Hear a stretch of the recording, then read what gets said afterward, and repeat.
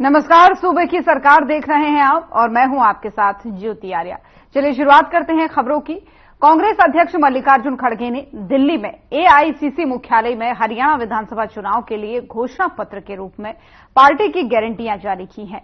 इस अवसर पर कांग्रेस महासचिव केसी वेणुगोपाल, पूर्व मुख्यमंत्री भूपेंद्र सिंह हुड्डा, हरियाणा कांग्रेस प्रमुख उदय भान भी मौजूद रहे। आपको बता दें कि कांग्रेस ने गारंटी पत्र में हरियाणा चुनाव जीतने पर महिलाओं को हर महीने 2000 रुपये देने का वादा किया है।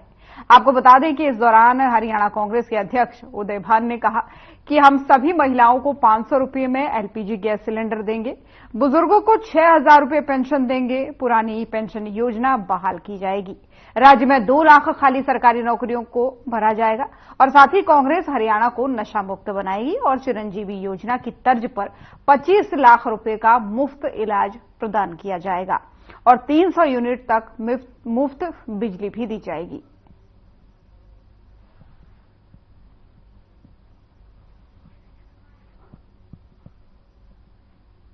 हम इस गारंटी को रखे हैं नाम 7 वायदे पक्के इरादे।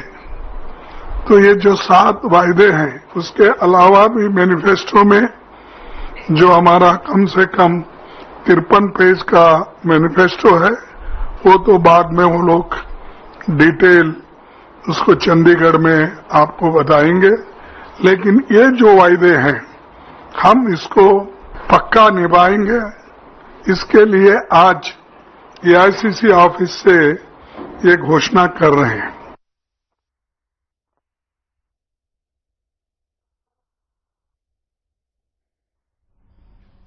और हमीरपुर के सांसद अनुराग ठाकुर रतिया के बोसवाल गांव पहुंचे।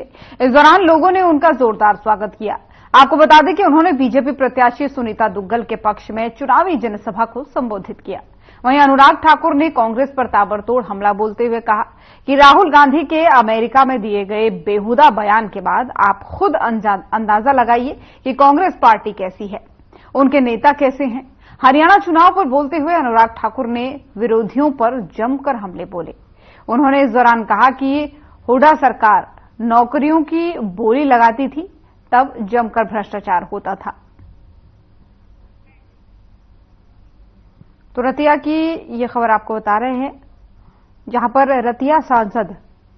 रतिया पहुंचे सांसद अनुराग ठाकुर और यहां पर उन्होंने कांग्रेस पर जमकर निशाना साधने का काम किया। दरअसल लगातार प्रचार प्रसार किया जा रहा है चुनाव के मद्देनजर और इसी कड़ी में रतिया पहुंचे बीजेपी के सांसद अनुराग ठाकुर और यहां पर उन्होंने कांग्रेस पर जमकर निशाना साधने का काम किया।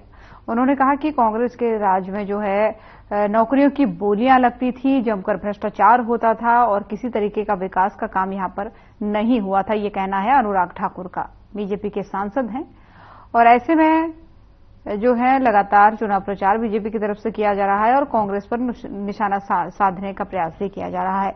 रतिया से सुनीता दुग्गल को उम्मीदवार बनाया है यहां पर और सुनीता दुग्गल के उम्मीदवार बनाए जाने पर लगातार उनके पक्ष में रैलियां की जा रही हैं बड़े बड़े नेताओं द्वारा। और इस बीच अनुराग ठाकुर सुनीता दुग्गल के पक्ष में चुनाव प्रचार करने पहुंचे थे और यहां पर उन्होंने कांग्रेस पर निशाना साधा और कहा कि कांग्रेस के राज में जमकर भ्रष्टाचार किया जाता था।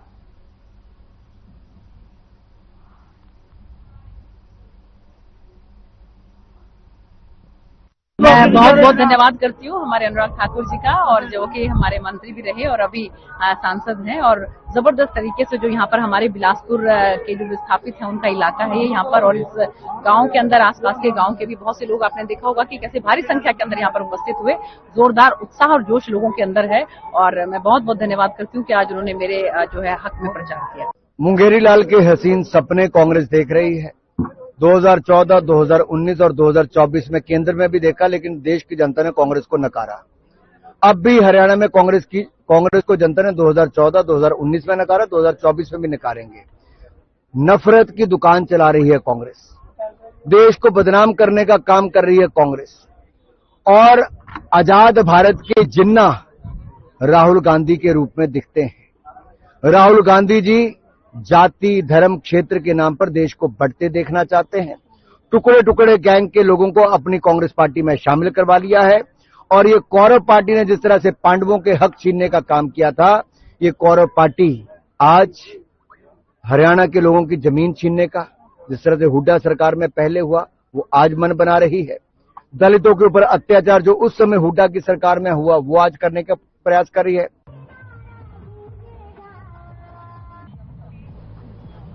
और तिगांव विधानसभा के गांव जसाना में विधायक राजेश नागर का जोरदार स्वागत किया गया। आपको बता दें कि जसाना की सरदारी में समाज की पगड़ी पहना करके विधायक को भारी से भारी बहुमतों से जिताने और विजय बनाने का आशीर्वाद दिया गया। इस दौरान सरदारी ने कहा कि 2019 की जीत का रिकॉर्ड 2024 में तोड़ेंगे। गांव की ये तस्वीरें आपको दिखा रहे हैं जहां पर विधायक राजेश नागर पहुंचे हैं।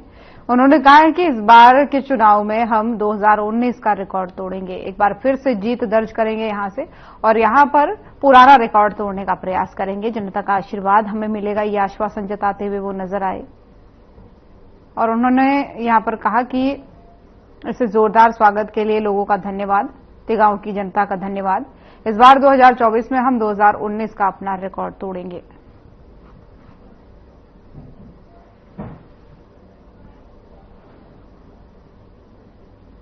एक हमारा ही अपना गांव है, हमारे तिगांव से ही ज्यादा सारे परिवार, सभी परिवार यहाँ ही रह रहे हैं।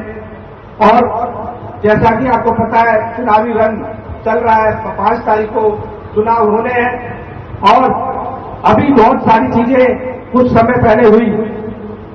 हमारे प्रधान, हमारे 84 किसान रहे धर्मवीर जी और उनके पुत्र जेपी नागर जी, 2009 में उनकी टिकट कटी, 2014 में भी उनकी टिकट कटी और पुराने नेता हैं वो, यशपाल नागर जी भी पुराने नेता हैं, हमारे गांव के भी हैं दोनों।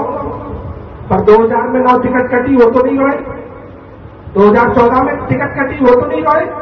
रोए रोए बताओ, नहीं रोए। आजाद भी नहीं खड़े हुए, खड़े हुए आजाद खड़े हुए नहीं हुए। तो ये देखो क्या हो रहा है, जिस भाई को पार्टी ने 3 बार टिकट। और कांग्रेस प्रत्याशी के वायरल वीडियो को लेकर सियासत गरमाई हुई है। ये वायरल वीडियो फरीदाबाद एनआईटी विधानसभा क्षेत्र से कांग्रेस उम्मीदवार नीरज शर्मा का है। नीरज शर्मा के ये वीडियो सोशल मीडिया पर तेजी से वायरल हो रहे हैं। इस वीडियो में वो वोट के बदले नौकरी देने की बात कह रहे हैं। वीडियो में कांग्रेस उम्मीदवार नीरज शर्मा कहते हुए सुनाई दे रहे हैं कि भूपेंद्र सिंह हुड्डा हरियाणा में 2 लाख नौकरियां देंगे। इन नौकरियों में 2000 का कोटा मेरा है, 50 वोट पर 1 नौकरी दी जाएगी। जिस गांव में ज्यादा वोट मिलेंगे उसमें ज्यादा नौकरी मिलेगी।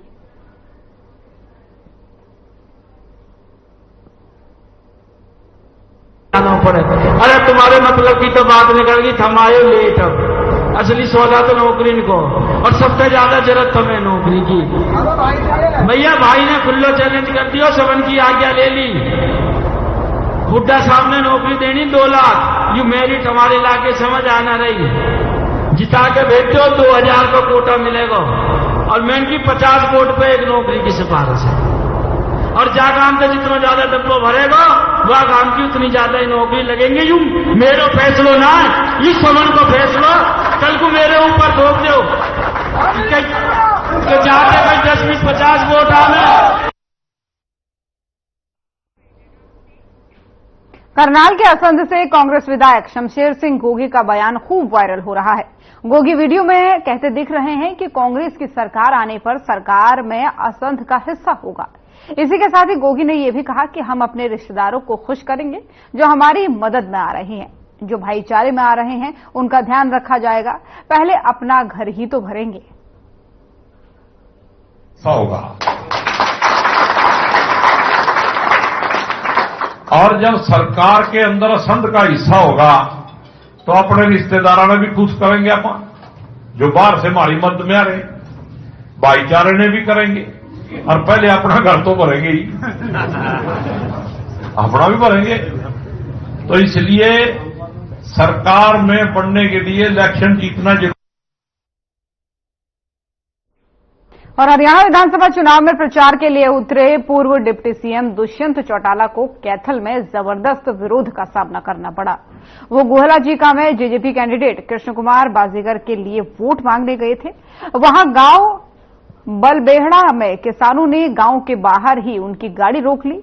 उधर ग्रामीणों को जैसे ही बलबेहड़ा गांव में दुष्यंत के आने की सूचना मिली तो काले झंडे लेकर रास्ते में पहुंच गए थे। गांव में दुष्यंत का कार्यक्रम मंदिर परिसर में रखा गया था। जब ग्रामीणों ने विरोध किया तो कार्यक्रम स्थल एक कार्यकर्ता के घर में शिफ्ट कर दिया गया, लेकिन लोग वहां भी पहुंच गए। तो कैथल की ये तस्वीरें हैं जहां पर पूर्व डिप्टी सीएम दुष्यंत सिंह चौटाला का विरोध करते हुए यहां पर लोग नजर आ रहे हैं। दरअसल उनका चुनावी कार्यक्रम एक था कैथल में, और जिस जगह पर वो कार्यक्रम था उस जगह पर दुष्यंत सिंह चौटाला के काफिले को वहां के लोगों ने घुसने नहीं दिया। काले झंडे हाथ में लेकर के विरोध करते नजर आए और इसके बाद से इस कार्यक्रम को एक कार्यकर्ता के घर में शिफ्ट किया गया, लेकिन वहां भी लोग पहुंच गए, इस कार्यक्रम को होने नहीं देने की बात कहने लगे। यानी एक तरीके से देखा जाए तो जेजेपी नेता दुष्यंत चौटाला का खूब विरोध हो रहा है। गांव में प्रचार करने के लिए नहीं घुसने दिया जा रहा है। और ये तस्वीरें सामने आई है कैथल से, जहां पर वो प्रचार के लिए पहुंचे थे अपने प्रत्याशी के समर्थन में, लेकिन वहां पर उन्हें समर्थन नहीं मिला और यहां तक कि लोगों ने जो है गांव बलबेहड़ा के लोगों ने दुष्यंत का विरोध करते हुए काले झंडे तक दिखाए। उनके काफिले को गांव में नहीं घुसने दिया गया।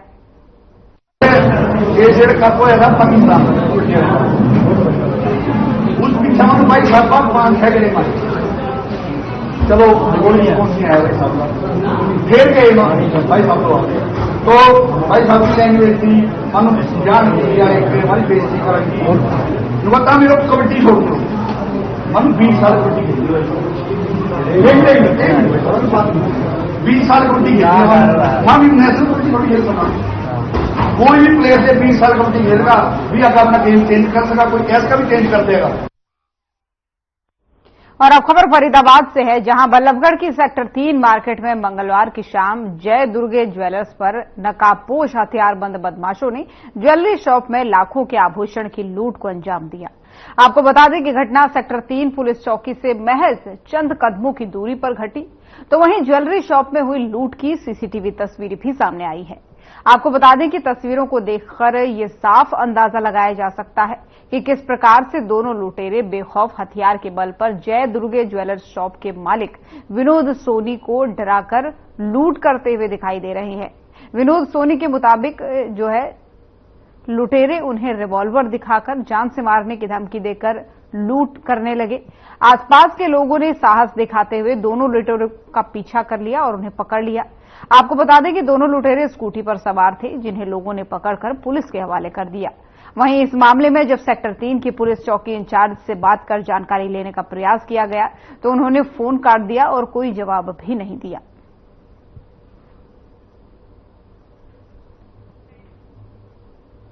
तो फरीदाबाद की ये तस्वीरें सामने आ रही हैं, जहां पर बदमाशों के हौसले इतने बुलंद देखे जा रहे हैं कि दिन दहाड़े लूट की घटना को अंजाम देते हुए वो नजर आ रहे हैं। सीसीटीवी कैमरे में ये पूरी घटना जो है कैद हो गई। हालांकि स्कूटी सवार इन बदमाशों को वहां के लोगों ने पकड़ लिया। जब लूट की वारदात को इन्होंने अंजाम दिया तो वहां मौजूद लोगों ने इनका पीछा किया और किसी तरीके से इन्हें काबू कर लिया और पुलिस को इस घटना की सूचना दी, जिसके बाद से लोगों ने इन्हें काबू कर लिया और पुलिस के हत्थे इन बदमाशों को चढ़ा दिया। वारदात ये पूरी सीसीटीवी कैमरे में कैद हो गई, लेकिन खबर जो है इन बदमाशों के हौसले को लेकर है कि किस तरीके से दिन दहाड़े ऐसी लूट की घटनाओं को अंजाम दिया जा रहा है। फरीदाबाद की ये तस्वीरें हैं, ज्वेलरी शॉप की ये तस्वीरें हैं, जहां पर आभूषण लूटते हुए खुलेआम जो है ये लुटेरे दिखाई दे रहे हैं।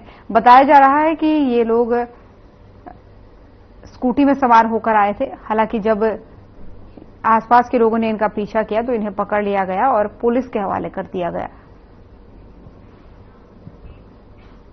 और अब खबर गोगामेड़ी से है, जहां भाद्रपद महीने में 1 महीने तक चलने वाले उत्तर भारत के प्रसिद्ध गोगामेड़ी मेले का विधिवत समापन हो गया है। आपको ये बता दें कि भादवा सुदी पूर्णिमा बुधवार को 1 महीने से चल रहे गोगाजी मेले का समापन प्रशासनिक दृष्टि से देवस्थान और पशुपालन विभाग के सहयोग से गोगाजी मंदिर के समक्ष समारोह के साथ किया गया। समारोह को संबोधित करते हुए देवस्थान विभाग के सहायक आयुक्त गौरव सोनी ने बताया कि मेले की व्यवस्थाओं में विभिन्न विभाग के कर्मचारियों और अधिकारियों के सहयोग से सफल मेला संचालन की जानकारी देते हुए उन्होंने बताया कि मेले में अब तक 20 लाख से अधिक लोग गोगाजी मंदिर में ढोक लगा चुके हैं।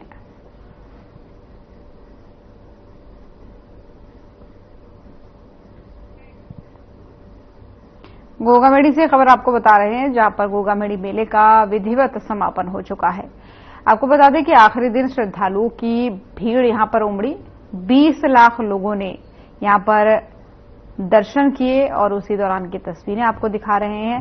हालांकि पूरे मेले के दौरान लाखों की संख्या में यहां पर श्रद्धालु पहुंचे और आखिरी दिन तो और भी ज्यादा श्रद्धालुओं की भीड़ यहां पर दर्शन पूजन के लिए उमड़ पड़ी, जिसकी तस्वीरें लगातार आपको दिखा रहे हैं।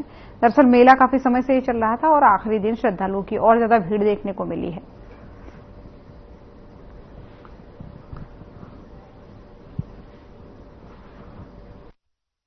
इस पवित्र पर हर वर्ष की भांति इस बार भी पूरे महीने गोगा जी का मेला जो चला, 19 तारीख को दिल्ली मिला करके इस मेले का शुभारंभ करने के लिए हम इकट्ठे हुए थे और आज इस मेले के समापन की जो एक तरह से जो परंपरा रही है उसके मुताबिक आज समापन समारोह का यहाँ आयोजन किया गया।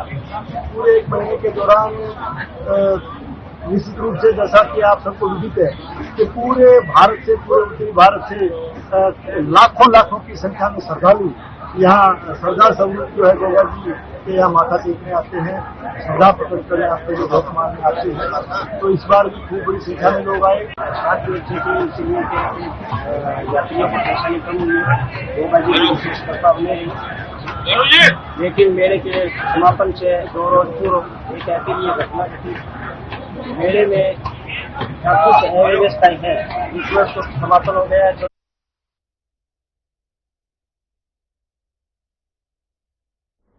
और हरियाणा विधानसभा चुनाव को लेकर हलचल तेज है, तो वहीं नाम वापस लेने के अंतिम दिन 1221 उम्मीदवारों में से 190 उम्मीदवारों ने नामांकन वापस लिया है।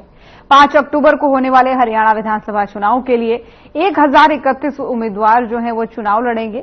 आपको बता दें कि 1559 उम्मीदवारों ने अपना नामांकन दाखिल किया था। जांच में 1221 उम्मीदवारों के नामांकन सही पाए गए। हरियाणा के मुख्य निर्वाचन अधिकारी पंकज अग्रवाल ने ये पूरी जानकारी साझा की है।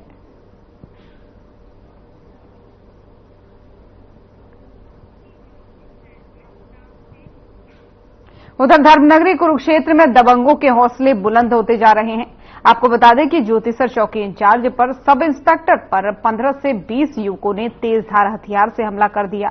चौकी प्रभारी सब इंस्पेक्टर प्रिंस की हालत गंभीर बताई जा रही है और बेहतर इलाज के लिए उन्हें निजी अस्पताल में रेफर किया गया। आपको बता दें कि सब इंस्पेक्टर प्रिंस से मिलने के लिए कुरुक्षेत्र के एसपी वरुण सिंघला पहुंचे। उनके साथ जो है तमाम पुलिस के अधिकारी भी मौजूद रहे।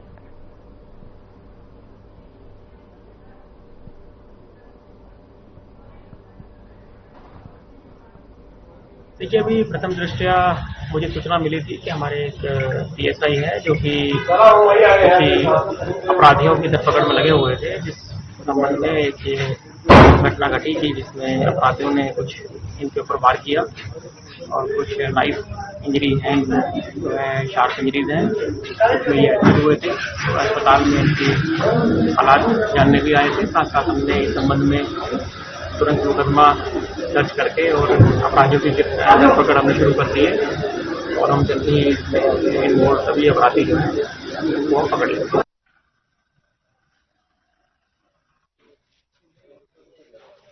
और फरीदाबाद की पूर्व मेयर ब्रह्मवती खटाना परिवार ने बीजेपी में आस्था जताई है।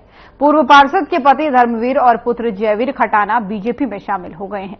आपको बता दें कि केंद्रीय राज्य मंत्री कृष्णपाल गुर्जर और पूर्व कैबिनेट मंत्री तीसरी बार बीजेपी प्रत्याशी मूलचंद शर्मा की मौजूदगी में पूर्व पार्षदों ने बीजेपी का दामन थामा।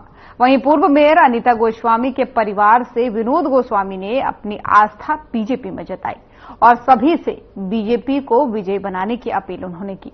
आपको बता दें कि इस दौरान केंद्रीय राज्य मंत्री कृष्णपाल गुर्जर ने पूर्व मेयर की बैठक पर लोगों को संबोधित करते हुए खटाना परिवार को बधाई दी और कहा कि बीजेपी राज्य में रिकॉर्ड तोड़ विकास कार्य कराए गए हैं और जो कार्य आगे भी निरंतर जारी रहेंगे। उन्होंने खटाना परिवार को आश्वासन दिया कि आगे भी उनका सम्मान बरकरार रहेगा, उनके सम्मान में कोई कमी नहीं आएगी। साथ ही आपको बता दें कि उन्होंने अधिक से अधिक वोटों से बीजेपी को जिताने की अपील की है। और सब लोग बढ़ चढ़ भाग लेंगे और हरियाणा में तीसरी बार भारतीय जनता पार्टी की सरकार बनाने का सब लोगों ने एक लक्ष्य लिया है कि हम भारतीय जनता पार्टी तीसरा सरकार नहीं। मेरा है कि सबसे पहले विनोद गोस्वामी मेरे परिवार के भारतीय जनता पार्टी के लोकसभा में हो या पिछले उसमें काम किया है। आज ब्रह्मवती खटाना जी फरीदाबाद की मेयर रही हैं और उनके परिवार के सभी सदस्यगण, आज धर्मवीर जी जयवीर खटाना उस परिवार के सभी सदस्य आज उन्होंने भारतीय जनता पार्टी को लोकसभा में जीत चुके थे और दोबारा उन्होंने आज भारतीय जनता पार्टी ज्वाइन की है। उन्होंने एक ही कहा है कि हम भारतीय जनता पार्टी के लिए काम करेंगे।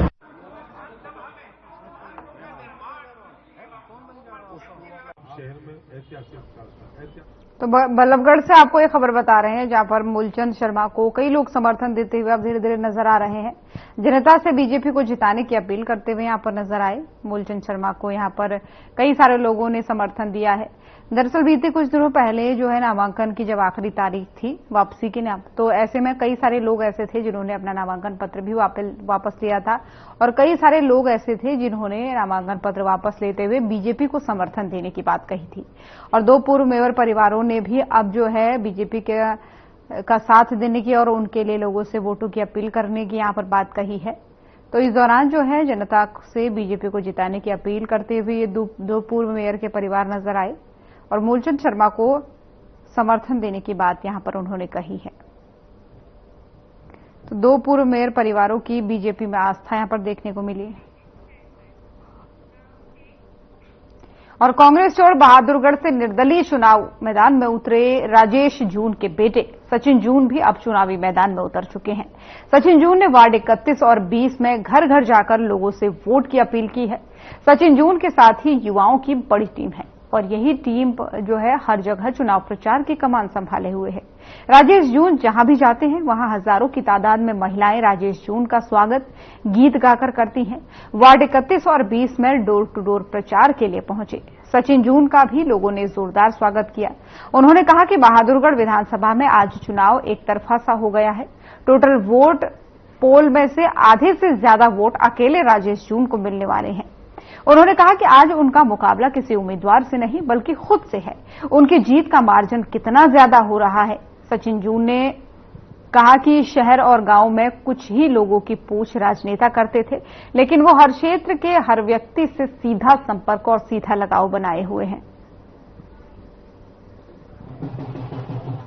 देखिए, बहुत ही बढ़िया रिस्पॉन्स है। बहादुर हल्के के शहरी क्षेत्र में आज से हमने डोर टू डोर शुरू किया है। हमने मेरे पिता श्री राजेश जून जी की, मेरी माता जी की अलग अलग हमारी टीमें बनी हुई हैं। मेरी माता जी लाइन पार्क से वार्ड नंबर 1 से उन्होंने डोर टू डोर शुरू किया। वार्ड नंबर 31 और 20 का आज मैं खुद डोर टू डोर कर रहा हूं। आज आप देख ही सकते हैं मेरी माताओं बहनों में, युवा साथियों में बहुत ज्यादा जोश है और सभी जो बहादुरगढ़ में एक लहर चली हुई है, एक हवा चली, सभी उस लहर के साथ साथ मेरे सभी आदरणीय सभी मेरे पिता श्री राजेश जून जी को सबने एक बात ठान ली है कि कम से कम 50% वोट दिला करके श्री राजेश जून जी को यहाँ से चंडीगढ़ विधानसभा में भेजने का काम करेंगे। देखिए, यहाँ जहाँ मैं खड़ा हूँ, मेरा मानना है कि जहाँ हम खड़े हैं आगे हमें मुद्दों के बारे में बात करना चाहिए। जहाँ हम खड़े, ये कॉलोनी आज तक पास नहीं हुई है। इस कॉलोनी में सफाई की बहुत बड़ी समस्या है, सीवरेज की बहुत बड़ी समस्या है, जबकि यहाँ के जो पार्षद है वो पार्षद बहुत कोशिश भी कर रहे हैं, लेकिन दिक्कत ये हो रही है कि उन पार्षदों की कोई सुनवाई नहीं हो रही है। मेरा सिर्फ एक ही कहना है कि यहाँ के विधायक को एक अपने ऊपर जिम्मेवारी लेकर के अपने पार्षदों की सुननी चाहिए और उनके काम करवाने की कोशिश करनी चाहिए। देखिए, मुझे ये पूरा अपने बहादुर हल्के के क्षेत्र में जैसे लोग कह रहे हैं कि गांव में हमारा बहुत बढ़िया माहौल है, वैसे ही मुझे शहर के एक कॉलोनी वासियों पे, शहर के हर वार्ड वासियों मुझे पूरा भरोसा है कि इस बार सिलाई मशीन के सामने वाला बटन दबा करके अपने भाई अपने बेटे राजेश जून को जिताने का काम करेंगे।